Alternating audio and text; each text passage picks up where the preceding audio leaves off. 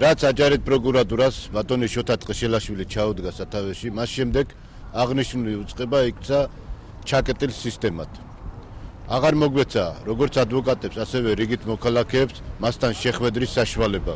ანუ ბატონმა ტყიშელაშვილმა დაკარგა გარესამყაროსთან, საზოგადოებასთან ურთიერთობისა და კომუნიკაციის უნარი. აღნიშნული პიროვნება მე როგორც ვფიქრობ, არ შეეფერება დაკავებულ თანამდებობას და ის უნდა გადადგეს. მას არ აღმოაჩნდა იმის უნარი და შინაგანი მწამსი, რომ ღირსეულად წარუძღვეს აღნიშნულ უწყებას. საქართველოს მთავარ პროკურატურაში ანალოგიური სიტუაცია, ვერავისთან შეხვედრა ვერ მოახერხე და მინდა გითხრათ, რომ წინა ხელისუფლების დროს, როდესაც აჭარიდან ჩავდიოდი საქართველოს მთავარ პროკურატურაში, მინიმუმ დეპარტამენტის თავმჯდომარე მაინც ხვდებოდა. ეს არ არის მხოლოდ ტყეშელაშვილის ბრალი, ეს არის დღევანდელი მთავრობის პოლიტიკა.